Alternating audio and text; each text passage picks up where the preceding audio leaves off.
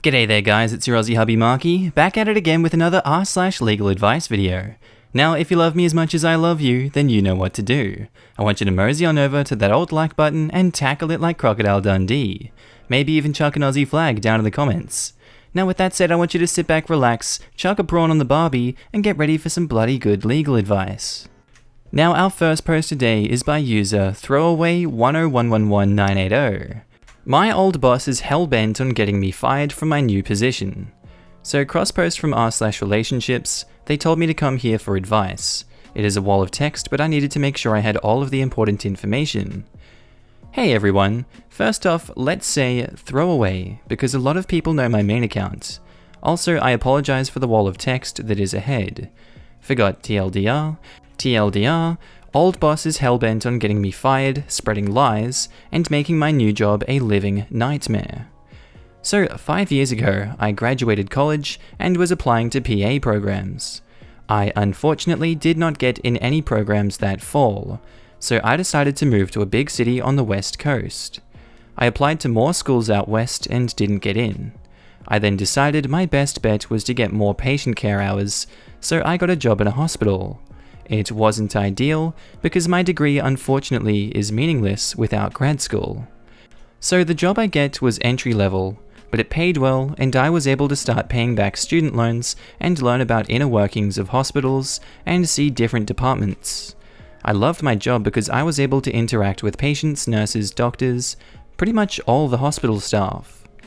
I was hired on the midnight shift, and during my first year, I asserted myself as a leader and someone you could depend on.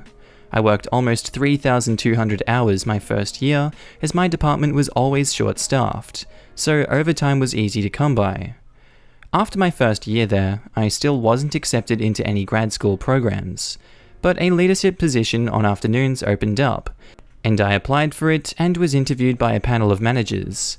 My manager, and several others. I and 6 others out of 24 were brought back for a second interview. This one didn't involve my manager. I was told by the panel the only reason I wasn't outright given the job is because my manager didn't believe I would do a good job, and she seriously doubted my leadership skills. I agreed that I wasn't the most assertive person, but I would do my best to lead by action and speak up when I needed to. The panel informed me that my job wasn't to make others work harder. That was my manager's job to make sure everyone was pulling their weight. After a few weeks I got a call, and was told I got the promotion to the lead position. A few people who had been there longer than me gave me trouble the first few weeks because we have seniority. I told my manager and she said she would handle it. We had what I thought was a good relationship, but it quickly became apparent she would rather had someone else in my position. Someone who would follow her direction without question, even if it compromised patient care or privacy. About 6 months after I took my current position, we had several employees switch departments or quit. I was working 7 days a week, 12-hour shifts, until they hired enough new people to fill our voids. This took around 4 months. At that time, I was accepted into a local PA program and would start the following spring. I continued working when school started, but much less than I was before because of school. During this time, my relationship with my manager deteriorated even further, and she made it clear she wanted me gone. The only thing was, her boss, the director of nursing, ranted and raved about what a wonderful job I was doing, and even though we were 3/4 staffed, I was still able to manage all the work. I finally graduated from my program 2.5 years after I started. At that point, I needed a break from all the work, as I was working 40 hours a week, on top of 36 hours of interning/clinical work, as well as studying. I requested all of my PTO to be used to go back home, as I hadn't left to see my family in over 5 years. My PTO was approved by my HR, and I took off. I had a full 2 months off. During my time off, I got a call from the emergency department. They really wanted me to come in and be a trauma PA. I was also called by our stroke unit, where I did a vast majority of my internship, and they were interested in me coming to them to work. I was ecstatic because both the emergency department and stroke unit were places that I wanted to work. I talked it over with my family and decided to work for the emergency department. I called my boss and told her that I was putting in my 2 weeks, and since I had a month and a half left on my vacation, I figured I would be fine by starting in the ED when I returned. I told her I was offered a full-time PA position, and she seemed really excited for me. I notified the ED that I would be graciously accepting their offer, and that I could start as soon as I got back. My friend, who works in the department, told me my boss was livid that I was quitting, but I didn't think much of it. I said it was too bad, and people leave all the time when it is their turn to move on. I left it at that. I was very ready to get back to the hospital and begin working. However, when I returned, I ran into a bunch of issues. Firstly, HR did transfer me to the ED as a clinical staff member, but didn't terminate my previous job title. My first day, my badge stopped working, I couldn't use it to get into my work area, locker room, the building. I went into HR, and they said my previous manager said I wasn't a part of the company anymore, and to terminate my badge access. Odd, but I told them I was now a PA in the ED, and showed them my new credentials. They reluctantly allowed me access to my work areas. The next week, I am pulled aside by my new boss. He asks me how everything is going, and if I can swing by his office after my shift. I tell him yeah, thinking it's going to be a checkup on how the new job is going. My shift ends and I go to my new boss's office. He asks me why he is hearing so many negative things about me. I ask him what he means, and he tells me I have had 3 formal complaints filed against me. I ask him if I can see them, and he pulls them up on his computer. The first one is about unprofessionalism in the workplace. I ask him he filed it, and he said it would be better if he kept it anonymous because the second complaint was about workplace violence. The third complaint was a HIPAA violation claim. I was taken aback because the first 2 complaints came from 2017 when I was in my original department. The third complaint was when I went to clean out my previous locker, and I was, now this is verbatim, in a secure location where he sought out potential information about patients. It was the break room that doubled as our locker room. I was only in there for 5 minutes to clean out my locker. I went to HR because all of these are serious allegations, and they told me all 3 complaints were made by my former manager. I was upset that all this was happening, and there is basically nothing that I can do. HR conducted a formal investigation on me, and found nothing to be out of place. A few weeks later, my new boss had a sit-down with my previous manager, where she told him she will stop at nothing until I am fired, and he is the most lazy and unprofessional worker in this entire establishment. I went to HR to file a complaint about her and potential harassment. HR told me they are unable to file my complaints because I am under review for corrective action, and a manager would never do anything like that, so I should just drop it while I am ahead. About a week later, I passed my old manager, and she called me out and said, "Wow, I'm surprised you're still here. I wouldn't want a provider taking care of me with your reputation," in a hallway full of patients, nurses, doctors, and visitors. I tried to schedule a meeting with her to talk, but she said there was nothing to talk about, and my actions are reprehensible. And soon enough, I would be where I belong, out the doors. I heard from my boss that she has been scheduling meetings with higher-ups about me, and my boss doesn't know if it's going to work if this drama continues. I don't know what I should do because I have done nothing but display the utmost respect for her. She is just hell-bent on ruining my career at the facility, and any other place I try to move to. Is there any action I should be taking right now? I feel like I should retain a lawyer and send a cease and desist letter because her actions are false claims and could be damaging to my future. Any advice would be greatly appreciated. Your hospital has to have a compliance department. There should also be an ethics hotline that usually handled by compliance, not HR, or call your compliance officer directly if you don't want to report anonymously.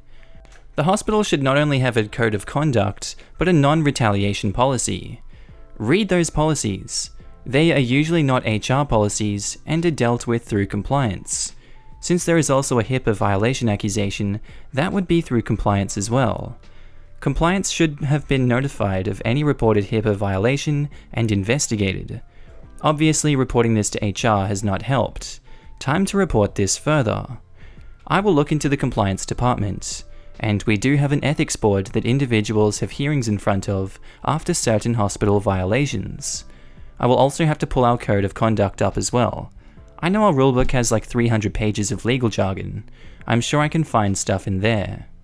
Now, after she said all this crap in front of all those people, Perilius All replies, "As a manager myself, whatever legit or non-legit beef she has with you, this is over the line and should be reported. In the future, as others have said, document everything. Also, I've had success with getting people to shut the hell up by simply asking them to repeat their snarkiness in front of someone else, or put it in an email. There's only one reason you want a witness or written record, and she knows it." I will try that. I was very taken aback by the comment and didn't know how to respond in the moment. In hindsight, right then and there, it would have been great to loudly turn to her and say, "Alright, everyone who is witness to what just happened, if you don't mind, I would like to collect your contact information for when I submit a complaint about the incredible display of unprofessionalism we have just witnessed." Then ignore her and go about collecting information from anyone willing to help. It sounds as if you may have been a bit of a pushover when it came to covering for everyone else, while you're a full-time student, and she knows that. But if she sees that you're not going to be walked over and are actively taking steps to undermine her bullshit, she may back off. If she does, however, do not relent. If they completely close the case and she leaves you alone, sure, don't continue to pursue it. But even if she backs off now, you still need to drop the phrase hostile work environment to HR or whoever else. If you can get her fired as part of that investigation, it is, I think, in your best interest to do so. If she isn't fired, you may need to consider working somewhere else, because who knows if she'll ever stop. I am not a lawyer. One thing you didn't mention is if there were 3 complaints about you from 2017. Why weren't they handled then? Your old boss waiting until you leave her department to make complaints against you really seems like retaliation. If she backdated them or made them at that time of the incident, not addressing them with you at the time seems like a failure of leadership. Your old boss could claim that they just came to her attention, but she should have to back that claim up with some evidence. 2 complaints were from 2017, and the HIPAA claim was from 2018, which was after I started in the ED. Complaints are handled by manager's digression, and if it seems like no action needs to be taken, then it can be disregarded. Managers can also review past complaints if new ones come up, and then decide if they need to pursue action or previous complaints. Basically, use them for grounds of termination. And in the post, they did an edit to share some more information on the situation. First, my manager was well aware 2.5 years before I left that as soon as I was done with school, I would be moving on fairly quickly. She was very supportive at that time and understood because there are a lot of college kids who work in the department while they are in school. My last full year in school, we, my manager, myself, the other afternoon leader, the 2 nighttime shift leaders, and the weekend leaders, sat down to choose another lead. One of the nighttime people wanted my position, which my manager agreed to. We also took applications from department workers to fill the now open nighttime lead position, and filled it a full year before I would have been done with school. My 2 months were approved by HR, and then by my manager. We have to have double approval. She said this was wonderful because she could rotate her new crew in, as I had been reeling back my duties. The new nighttime leader was originally on my shift, and he had gradually been picking up my work per my manager's request to train in the leadership role, which he has excelled at. My manager knew that I hadn't been home in almost 5 years, and that I really needed a break because in those 5 years, I had a full week off for sickness, and a handful of random days here and there. Most of the time I was at work, didn't have a social life, and that's okay. I was a grad student, didn't really need one. I missed out on a lot of things because I was willing to put in 60+ hours a week. When I went on my vacation, I was not expecting to get a new position, but my manager was aware that my application was out and that I could get a call that I could not turn down. Also, when I did put my 30-day notice in, I did call and talked with her. I told her I was more than willing to start my 30 days when I returned, but was told we already have replacements in line and that they are working out well, so it wasn't necessary to delay my transfer. I've done everything professionally and by the books. I always conducted myself in the most professional manner I could while improving patient care. We had replacements picked out a whole year before I left. The two who took over are both in school and will be there for an extended period of time, because the department works incredibly well with school schedules. That is why I stayed so long. And yes, I said that to my friend because I genuinely didn't care at that point, because I had multiple OKs from my managers to transfer. So I wasn't so beat up about her being upset after I had to go ahead and leave. I would love you to respond again because I do agree with what you have to say, and any insight is perfectly valid and wanted. Right, that was a lot. I'm gonna just guess that it went well for OP. It seems like they got all the information they needed, and we can all just guess they went ahead and reported that and got some legal representation, as you'd hope. Alright, and now we have 3 posts by user LifeGuy spanning 4 years. First one's titled, "Former employer harassing me and suing with frivolous accusations. I have proof to demolish his complaints, but no money for a countersuit." So I have worked with this company for over 12 years. Last 6 years remote work from home. It's a small insurance agency with 5 employees and a couple hundred independent agents. At the time of departure, that is. Eventually, I became a key employee responsible with training other employees and independent agents, managing day-to-day operations, IT, and marketing duties. He was telling everyone to contact me for everything while he was out of the office, even introducing me as his right-hand man, and got a key man insurance policy on me, beneficiary being his business. Trouble started when the former employer began employing his own family members or friends. I had a hard time training them and getting them to be productive because they were there for a paycheck and not hired due to their skills, experience, or work ethic. The last straw was when he hired this 17-year-old daughter of his ex-girlfriend, not his daughter, who didn't even have the time to get trained or show up due to her school schedule. I confronted my former boss, asking him to explain the last hire, because now we don't have room for an advertising budget.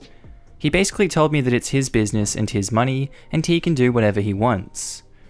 After this incident, he became more secretive, and while I went on vacation, he started changing the passwords to business accounts that I used to have access to.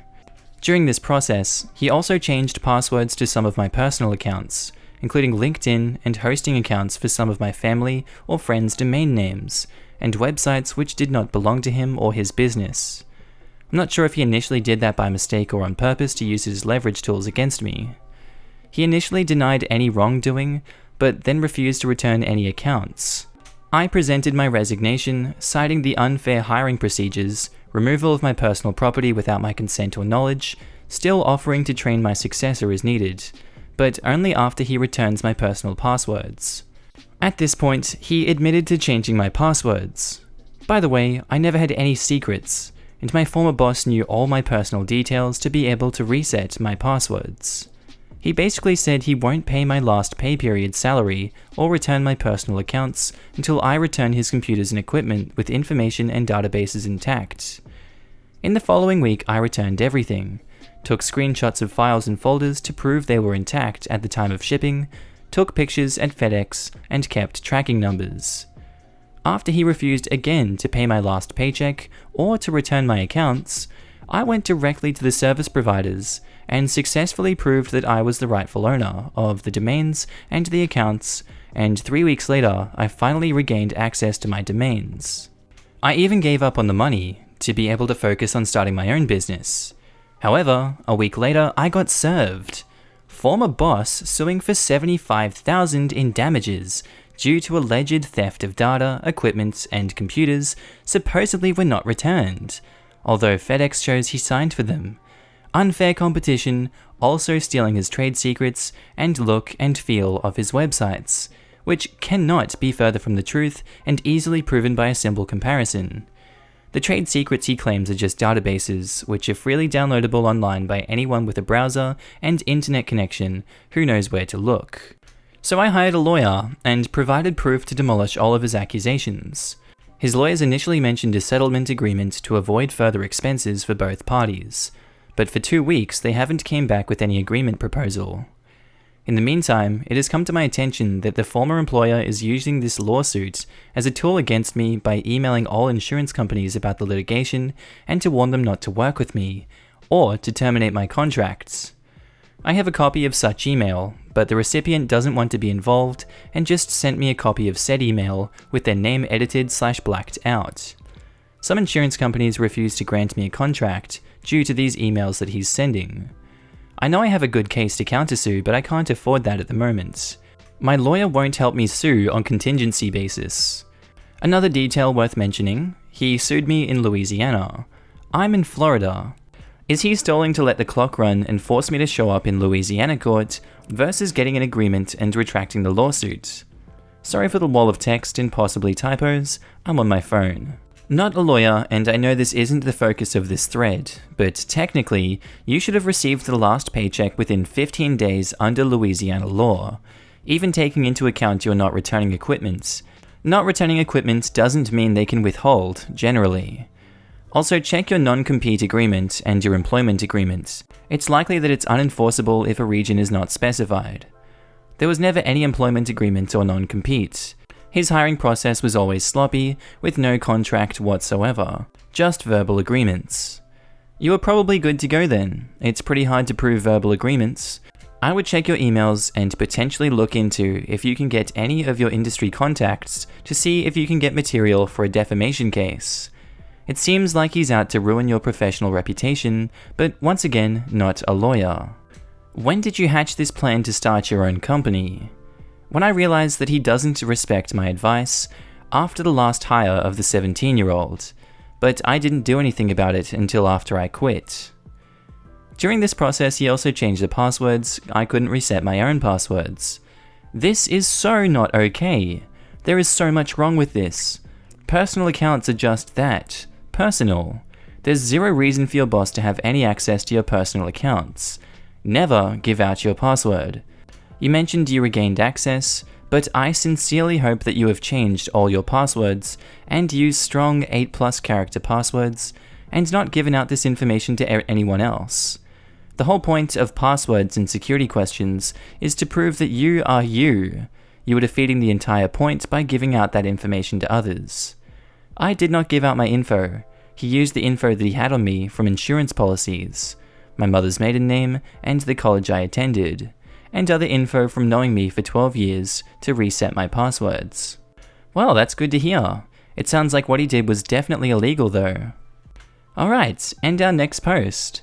Former boss sued for copyright, saying my website looks and feels copied his websites. Mine is older than his, Wayback Machine can prove it. Still lost in court. Any chance to appeal without a lawyer? I worked with the same employer for over 13 years. In marketing, then recruiting and training. Last year, things went sour and I quit. Being paranoid that he forgot to have me sign a no-compete and knowing what I could accomplish having my own business, former boss sued me, threatening to bury me in legal fees. His claims are all false and can easily be proven. One claim is that I stole the look and feel of his website or websites to build my website/blog and confuse and steal his clients. A simple look at both websites disproves the claim. Archive.org Wayback Machine shows that my website is older than his, and while my website always had the same design and colors, his constantly changed as far as colors, design, logo, etc. Due to the fact that he also sued my LLC, that I formed last year, and also dissolved the same year, but could not afford a lawyer, the court considered that the LLC lost by default, because I could not represent the LLC in court as a non-attorney. In the court order for default, there is an injunction for using my personal website/blog by any of the LLC's directors, owners, etc. Website, which actually never belonged to the LLC, and it was purchased and active long before the LLC was in existence. The lawsuit continues between myself and former employer, and I have filed a countersuit. We're just now in the discovery phase. How can a court grant a court order against my LLC based on false claims, forcing me to stop using my personal blog that never belonged to the LLC, and all claims are easily verifiable as being false by a simple Google search? Any advice would be greatly appreciated. Lawsuit in Louisiana Federal Court. I live in Florida. P.S. I can't afford a lawyer due to former employer's campaign of libel and slander, using this frivolous lawsuit to make companies refuse working with me. I've been quiet about this for a year, but I figured I have nothing else to lose, and if anyone can help with an idea, any advice is welcome. The personal blog is currently my only source of little income that I currently make. They can do it because they made a default judgment against you since you failed to show up for court. Also probably because your former boss asked for that injunction to be put in place in order to stop this supposed infringement on his website. But the lawsuit continues between him and myself. I personally answered and also countersued. The LLC never owned my personal blog. It's like asking Samsung to take that Google.com website down because it infringed on Apple. Not really. You had a very similar style and format on your website, and a judge agreed with the plaintiff. It's not at all what you were describing above. The default was against the LLC, not myself. Website in question never belonged to the LLC, but was included in default court order against LLC. Lawsuit continues, however, between them and myself. There is nothing decided or proven yet by either side. Court order includes wrong information, forcing me to take down personal property that had never anything to do with the LLC. My problem is with the fact that while the lawsuit continues between former employer and myself, the judge included wrong info in a court order against LLC.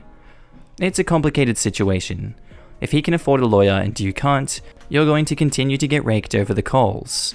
You'll probably need a lawyer to sort this out, and since it's already happened, it'll be more expensive than hiring one in the first place to squash it. Get everything together and get a consult from a lawyer. Get an estimation for how much a defense will cost, then make a decision on how to proceed. Depending on the situation and how it will impact your future livelihood, this may be one of those situations where you can't afford to not get a lawyer. I initially had a lawyer and raked over $5,000 in legal fees in the first 3 weeks. That was 14 months ago. When I decided I can't afford to continue at that pace and will have to defend myself. Other lawyers have asked for $10,000 to $15,000 retainer to even look at my case. I thought I did okay by myself so far, with the exception that I could not defend the LLC. No lawyer out of those I contacted, there were many, would represent me only in a limited manner. They all asked for a huge retainer. I could not secure a lawyer on contingency because I'm the one being sued, even though I countersued. Do you have this in writing when he said bury me in legal fees? Yes, in an email, all documented and printed, ready to show in court. There was no court date yet, since just now doing discovery. I was hoping to get a chance to prove all of these accusations against myself are false, and then by association all accusations against the LLC would be false as well. But his lawyer asked for default against LLC before I was able to make my case. I'm still confused how a dissolved LLC can own anything worth suing over. He just wants to show that whatever I decide to do in my future career, he will try to squash it just because he can afford good lawyers. And now, update. I won my case against former employer without a lawyer. It's been almost 3 years. I want to thank the community for the direction/advice. Update. In May 2015, I resigned from a 13-year job due to harassment caused by a new employee, cousin of the business owner. Former employee realized he didn't have a non-compete, and in hoping to keep me away, filed a frivolous lawsuit fueled by his cousin's lies about me. I initially hired a lawyer, and after the first month's legal fees, costs of over $6,000, I realized I could not afford a lawyer and defended pro se. I made mistakes, but in the end I survived the almost 3 years since this crap storm started, and finally got the case dismissed. I feel like a huge weight has been lifted. I'm bruised and broke. But you should see the other guy. I know he spent over $150,000 in legal fees alone. Edit. Case was in federal court, Louisiana.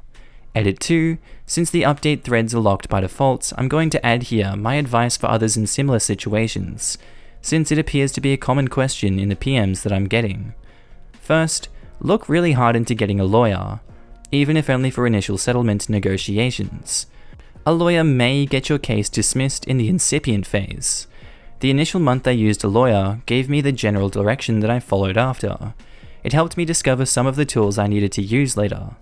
Unfortunately, my former employer got stubborn and it became a peeing contest. Things I've learned and I recommend. Read, download, the rules of civil procedure, and the court local rules. Do not let deadlines pass. Better file something incorrectly than not file when an answer or action is expected of you. You will have the chance to fix errors later. Have a witness or witnesses willing to write a declaration stating that your version is correct. Use affidavits/declarations to get your evidence admitted.